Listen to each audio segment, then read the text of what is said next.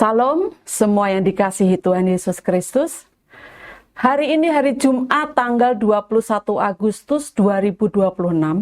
Renungan kita berjudul Persahabatan Ford dan Edison. Firman Tuhan kami ambil dari kitab 2 Samuel, pasal yang ke-13, ayat yang ketiga sampai dengan ayat yang kelima. Demikian firman Tuhan. Amnon mempunyai seorang sahabat bernama Yonadab, anak Simea, kakak Daud. Yonadab itu seorang yang sangat cerdik. Katanya kepada Amnon, "Hai anak raja, mengapa engkau demikian merana setiap pagi? Tidakkah lebih baik engkau memberitahukannya kepadaku?" Kata Amnon kepadanya, "Aku cinta kepada Tamar, adik perempuan Absalom, saudaraku itu." Lalu berkatalah Yonadab kepadanya, "Berbaringlah di tempat tidurmu dan berbuat pura-pura sakit. Apabila ayahmu datang menengok engkau, maka haruslah engkau berkata kepadanya, 'Izinkanlah adikku Tamar datang memberi aku makan.' Apabila ia menyediakan makanan di depan mataku, sehingga aku dapat melihatnya, maka aku akan memakannya dari tangannya." Henry Ford dan Thomas Alva Edison adalah dua penemu asal Amerika Serikat yang sudah dikenal luas di seluruh dunia. Tetapi banyak orang yang belum tahu tentang kisah persahabatan mereka. Hal ini dimulai pada pertemuan pertama Ford dan Edison pada tahun 1896. Thomas Edison saat itu sudah menjadi penemu ternama, sementara Henry Ford masih muda dan belum terkenal. Tetapi Edison dengan sangat bersemangat mendengarkan Ford yang gugup ketika menjelaskan idenya tentang mobil bertenaga bensin.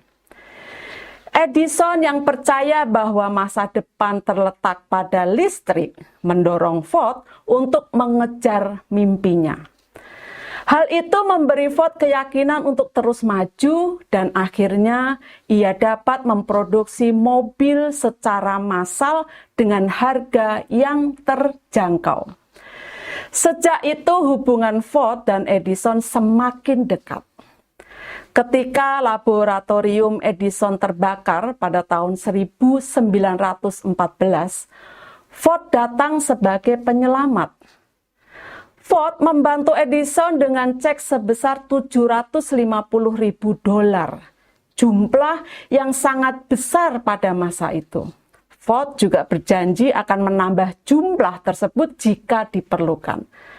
Saat itu Ford memang sudah sukses dengan perusahaan mobilnya. Persahabatan Ford dan Edison tidak berakhir sampai di situ. Pada tahun 1916, Ford membangun rumahnya di samping rumah Edison di Florida, memastikan mereka tetap menjadi sahabat karib. Bahkan di tahun-tahun terakhir mereka, ketika Edison harus menggunakan kursi roda, Ford membelikan kursi roda untuk Edison dan untuk dirinya sendiri agar mereka tetap bisa berdampingan, seolah-olah berlomba seperti anak-anak kecil. Amnon, anak Daud, juga bersahabat dengan Yonadab. Tetapi sayangnya, persahabatan mereka justru menjerumuskan Amnon ke dalam dosa dan kematian. Alkisah, Amnon jatuh cinta kepada Tamar, saudara tirinya. Satu ayah, beda ibu. Padahal dalam hukum Taurat, hal seperti ini jelas dilarang. Tapi Amnon justru menceritakan keinginannya kepada Yonadab.